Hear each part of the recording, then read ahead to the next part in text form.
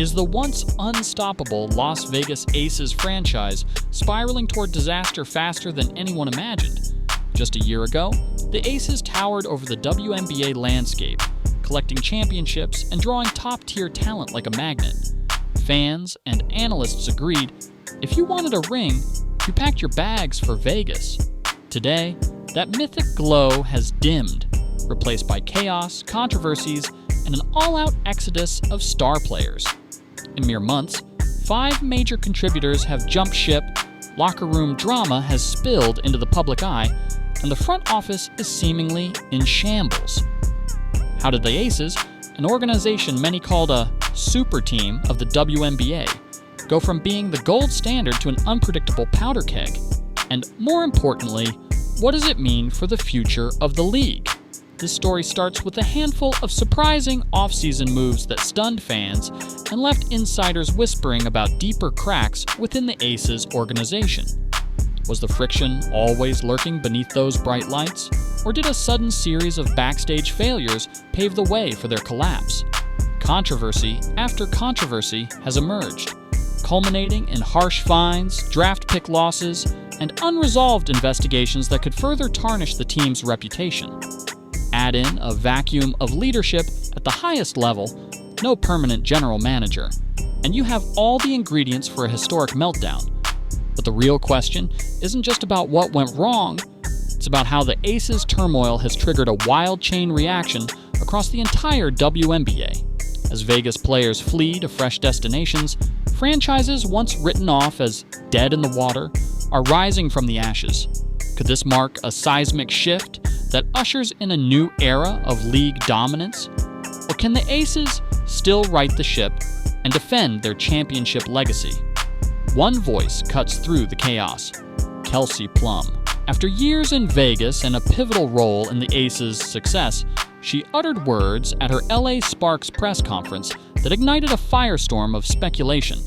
Those words have fans and analysts asking if there's more hidden beneath the surface. Let's dive into that bombshell. But remember, Plum's story is only one piece of a much larger puzzle. By the end of this saga, you might walk away wondering if the Aces' empire is destined to fall, and if so, who's poised to take their place at the pinnacle of the WNBA? But that's just the beginning. Wait until you hear how the exodus of key players and the swirling controversies tie into a bigger storyline shaking the entire league. When Kelsey Plum stepped into her first press conference as an LA Sparks player, most people expected the usual "thanks for the opportunity" lines. But the moment she spoke, it felt like an earthquake rippled through WNBA circles.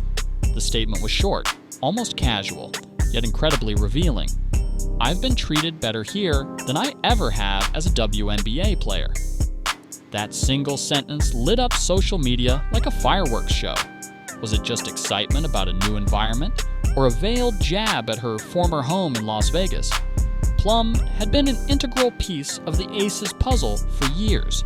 She was part of their championship run and a favorite of fans who adored her dynamic scoring and unstoppable drive.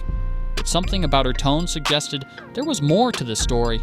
She talked about feeling an overwhelming sense of love and warmth in Los Angeles, a sense of being valued on a level she apparently didn't experience in Vegas.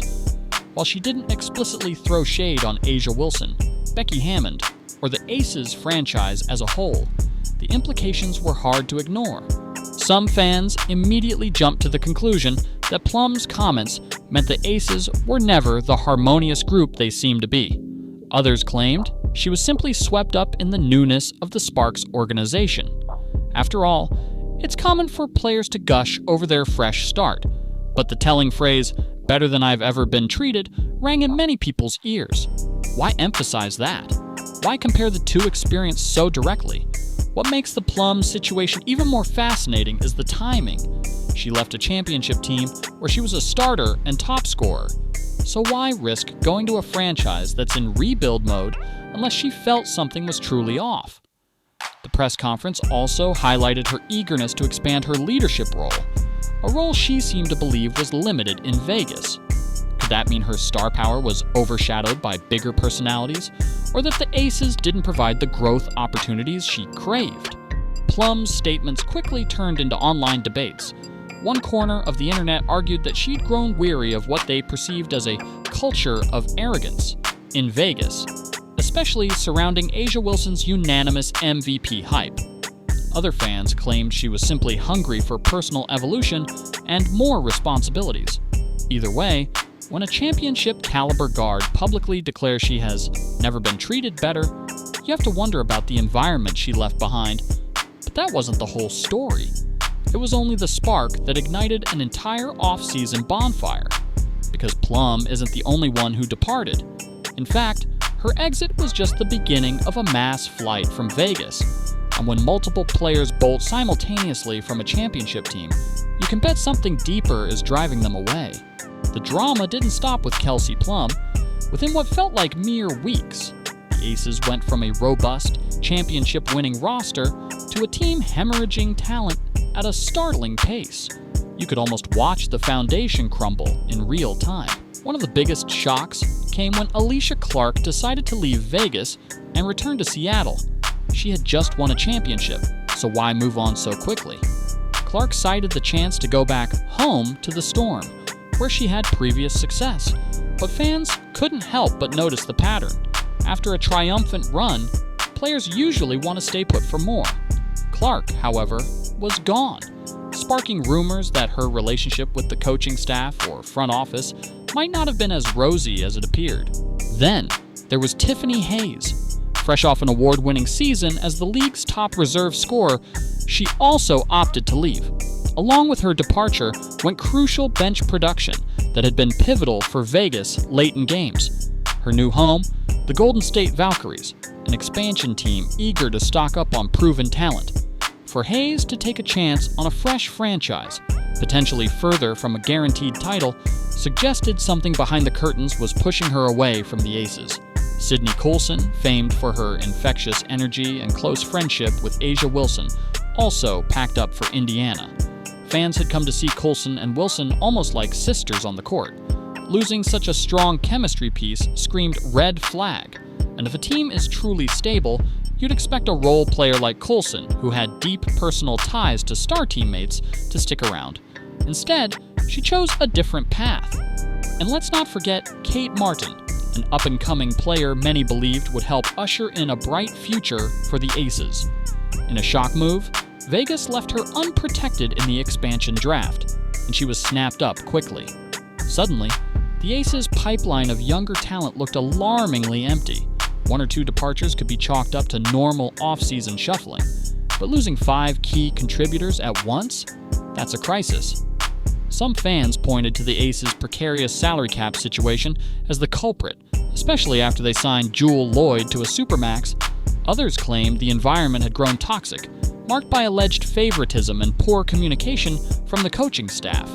Whatever the reason, the exodus didn't just deplete the roster. It sent a loud message. Something is driving good players away. Yet, as multiple players loaded up their suitcases and tickets out of Sin City, another wave of rumors emerged involving the front office. And those rumors might be even more damning to the Aces' future than any individual player departure. If you were already concerned about the Aces losing half their roster in a single offseason, wait until you hear about the disarray at the executive level. The team is currently operating without a permanent general manager. Their previous GM, Natalie Williams, was dismissed as part of a so-called restructuring, yet no successor has been named for months. In a league as competitive as the WNBA, going so long without a GM is like sailing a ship with no captain. Whispers suggest that head coach Becky Hammon might be angling for a dual role, something akin to Greg Popovich's coach and GM setup in San Antonio. On paper, that might sound like a neat idea, especially for a coach as celebrated as Hammond, but with the Aces in the throes of a meltdown, would it be wise to hand even more authority to a leadership group that's already losing the locker room? Critics argue that it's the last thing Vegas needs, especially after Hammond's earlier suspension for violating the league's respect in the workplace policy. And then there's the massive black eye of the Diarika Hamby situation. Hamby, once a beloved figure on the roster, filed a complaint alleging that the Aces mistreated her during her pregnancy. Not only did these claims stir public outcry, but the WNBA took them seriously enough to fine the team $500,000 and strip them of a future first-round draft pick. In a league with limited resources compared to men's professional sports, that punishment is enormous, both financially and symbolically. This fiasco goes beyond one player's grievance. It casts doubt on the Aces' entire organizational culture, fueling the narrative that certain voices and needs within the team were being dismissed. Where does accountability lie when players accuse management of unethical or possibly discriminatory practices? These unanswered questions feed the rumor mill, leading many to speculate that top players lost confidence in the front office and coaching staff. On top of this, the league is investigating potential salary cap circumvention, accusations that the Aces provided undisclosed benefits to recruit or retain players. That alone could shake trust in the fairness of the league's structure and tarnish Vegas's reputation as a legitimate powerhouse. If proven, it implies that the Aces tried to game the system, adding yet another layer of scandal. All these factors, no GM, a suspended coach, major fines, ongoing legal disputes, paint a picture of an organization at war with itself. Once a beacon of big market ambition, Vegas now looks more like a cautionary tale. The question is, will the Aces bounce back with a new sense of humility and retooled leadership, or will they keep sliding toward irrelevance? But while the Aces flounder, another team has stepped up to seize the moment. In fact, you might not recognize the Indiana Fever by the time you see them next season. Before we switch gears entirely to the Indiana Fever, let's dig just a bit deeper into the ripple effects of the Diarika Hamby lawsuit and the broader investigations plaguing Las Vegas. These aren't just side issues. They represent a massive threat to the team's future stability. Hamby was a fan favorite, known for her grit and game-changing plays. When she came forward with claims that the Aces discriminated against her due to her pregnancy, the entire sports world took notice. In a league that prides itself on empowerment and inclusivity, such accusations can't simply be brushed off. That's why the WNBA hammered the Aces with the largest fine in league history and cost them a critical draft pick. Losing a first-round pick isn't just losing out on a potential star. It means losing out on cheap, controllable talent that helps balance the salary cap in future years. It's especially crippling for a team already rumored to be pressed against salary constraints. Combined with swirling allegations of under-the-table perks for players, it looks like the Aces might have tried every trick possible to form and maintain a super team. Now that the league is cracking down, this approach could backfire spectacularly. This double whammy of financial penalties and draft limitations leaves the front office with fewer tools to rebuild or reload. Even if Becky Hammond or someone else takes on a GM-like role, they'll be operating with a hand tied behind their back. Meanwhile, prospective free agents might think twice before signing with an organization under this much scrutiny, especially if the culture is as fractured as recent departures suggest.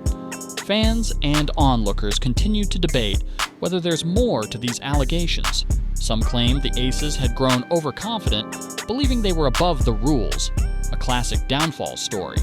Others say these controversies are being overblown, and the Aces remain a strong contender. But it's difficult to ignore the real damage done.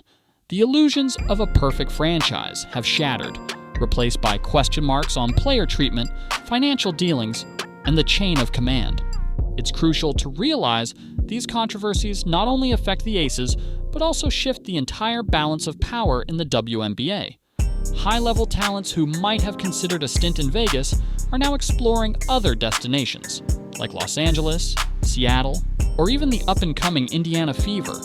And that's where our story heads next, to a team that was once the league's punching bag, but is suddenly snapping up big names and making a case for itself as a new powerhouse. Stay tuned, because the Indiana Fever's transformation could reshape the WNBA in ways nobody saw coming. While the Las Vegas Aces wrestle with lawsuits, front office drama, and a mass departure of players, another franchise has been busy constructing a potential super team of its own. For years, the Indiana Fever were practically the definition of a cellar dweller. They struggled to win games, to attract big names, and to garner consistent fan excitement. But that narrative is changing, quickly. It all started with the Fever snagging Caitlin Clark in the draft, a generational talent whose popularity transcends standard WNBA hype. Add in the young star Aaliyah Boston, plus mainstay Kelsey Mitchell, and you already have a formidable core. Yet that was just the tip of the iceberg. Team president Kelly Krauskopf returned, determined to rebuild the franchise from the inside out.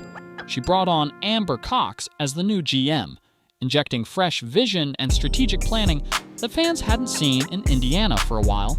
In a stunning offseason spree, the Fever lured in a lineup of proven veterans: DeWanna Bonner, Natasha Howard, Sophie Cunningham, and even snatched Sydney Colson, Asia Wilson's close friend, directly from the Aces. With every new signing, the Fever signaled to the world, "We're not waiting for a slow rebuild. We want to win now." Suddenly, a franchise once joked about has become a free agent magnet. What's behind this surge in Indiana's appeal? One factor is the chance to play alongside a transformative star like Caitlin Clark, known for her game-changing shot-making. Another is the supportive culture the Fever's leadership has established, something players like Kelsey Mitchell have praised publicly. And with each new signing, the Fever add depth, defensive grit, and championship experience. DeWanna Bonner alone brings a wealth of knowledge, having been part of multiple deep postseason runs. This radical shift in fortune wasn't just a matter of luck. It was a masterclass in turning adversity into opportunity. As the Aces descended into crisis mode, the Fever presented themselves as a stable, forward-thinking alternative. That's especially alluring for veterans who want a legitimate shot at a ring and are tired of drama overshadowing their careers. If you're a player comparing your options, do you go with the uncertain, controversy-laden environment in Vegas or join a rising, well-structured roster in Indiana? The biggest surprise is how rapidly perceptions have changed. Just a couple of seasons ago, Indiana was an afterthought, overshadowed by powerhouses like Las Vegas, Seattle, and Chicago. Now, some analysts are calling them a dark horse contender, if not an outright favorite, depending on how well the new pieces mesh. In short, this is the kind of swift turnaround that can spark a league-wide power shift. So, while the Aces try to piece together what remains of their dynasty, the Fever are positioning themselves as a new juggernaut. And they're not alone. Other teams are also seizing this moment to load up on talent. This begs the question, is this the moment the WNBA transitions into a new era of parity, with Indiana at the forefront? But that's only half the league-wide story. As the Fever and a few other hungry franchises make major strides, we must also look at the broader WNBA landscape and ask if this is a full changing of the guard or merely a temporary reshuffling. The WNBA has long been dominated by a select few superteams, with Las Vegas standing at the forefront in recent seasons. Yet the 2020s have seen remarkable parity creeping into the league. The Chicago Sky's unexpected championship run in 2021 hinted that no single team is truly invincible. Now, with the Aces seemingly in free fall, the door is wide open for new dynasties to emerge. Look at the Los Angeles Sparks, who aren't just acquiring Kelsey Plum. They're also revamping their roster and front office to reestablish themselves as a marquee destination. Then, you have the Seattle Storm welcoming Alicia Clark back into the fold, aiming to recapture past glory while building around Jewel Lloyd. And we can't forget about the ongoing renaissance in Phoenix whenever Brittany Griner and Diana Taurasi are healthy. Even expansion teams like the Golden State Valkyries have begun snatching up solid players. The Valkyries wasted no time picking Kate Martin from Vegas, and they also secured Tiffany Hayes. It's the kind of aggressive approach that can jumpstart a new franchise's competitiveness.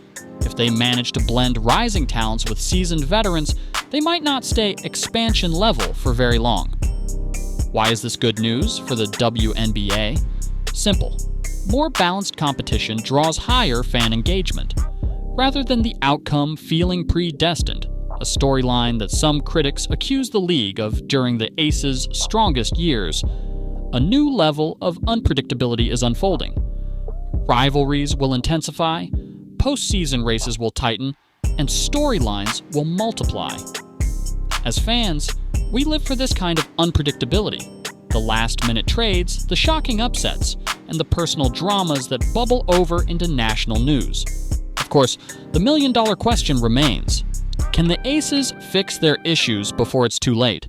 They still boast star talent like A'ja Wilson, a powerhouse who's not shy about demanding excellence. If the front office appoints a credible new GM and addresses the cultural fissures that drove players away, the Aces might salvage enough to remain contenders. One or two strategic signings could stabilize the roster, but time isn't on their side. With each passing day, more free agents choose teams with clearer visions and fewer controversies. Meanwhile, the Fever and other emerging squads have capitalized on Vegas's downfall.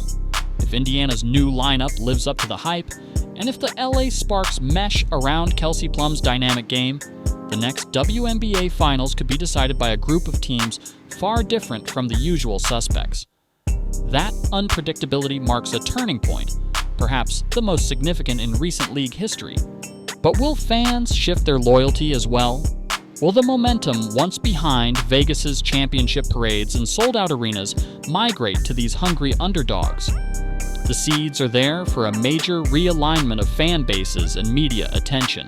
All the while, the Aces may find themselves on the outside looking in, unless they can conjure a miraculous overhaul of their battered organization. So as the WNBA evolves, keep your eye on the big question. Is the Las Vegas Aces dynasty over, or is this just a bump in the road? The answer might depend on how quickly they can shake off these controversies and rebuild trust within their team and the league at large. And if they can't, well, the path is wide open for a new champion to rise, maybe one wearing the colors of the Indiana Fever. The fallout from Kelsey Plum's blunt revelation, combined with the subsequent mass player exodus, has laid bare the systemic issues festering in the Las Vegas Aces organization. What once felt like a dream destination, backed by big money, bright lights, and star power, now resembles a house of cards, teetering on the edge of collapse. The controversies range from alleged locker room tension to front office firings, from league investigations into hidden perks to heavy fines and lost draft picks over the mishandling of a pregnancy. Each piece of bad news compounds the pressure on a franchise already used to the weight of high expectations.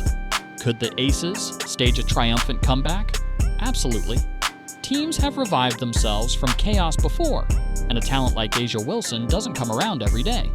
If the franchise establishes strong, transparent leadership and brings in fresh voices committed to healing the internal rifts, they could stabilize quickly. The WNBA is still a smaller league in terms of roster sizes, meaning one or two brilliant acquisitions or trades could catapult them back into contention. Yet, the magnitude of their woes is hard to underestimate. On the other side of the spectrum, the Indiana Fever have turned themselves into the feel-good story of the offseason. With a loaded roster headlined by Caitlin Clark, Aaliyah Boston, Kelsey Mitchell, DeWanna Bonner, Natasha Howard, Sophie Cunningham, and more, they seem ready to challenge for the crown. And they aren't the only ones. The Sparks, the Storm, the Mercury, and a revitalized Chicago Sky all have reason to believe this season is theirs for the taking. For fans, it's an exhilarating prospect. No single favorite, no guaranteed outcome. Just a wide-open race toward the championship. So where does that leave the once mighty Aces? Stuck in the biggest fork in the road they've ever encountered. If they choose accountability, bring in the right leadership, address cultural flaws, and respect the rules of the league, they still have a chance to keep pace. If not, the WNBA's landscape could pass them by in a single season, solidifying a new hierarchy that leaves Vegas in the rearview mirror. Above all, the unraveling of the Aces stands as a powerful reminder. Success can dissolve overnight if trust is broken and controversies stack up. This saga isn't just about trades and free agency. It's about organizational integrity, player well-being, and the very spirit of competition in a growing league. As each chapter unfolds, fans are left to wonder if Vegas can restore its damaged glory, or if we're witnessing the permanent downfall of a dynasty that never truly was.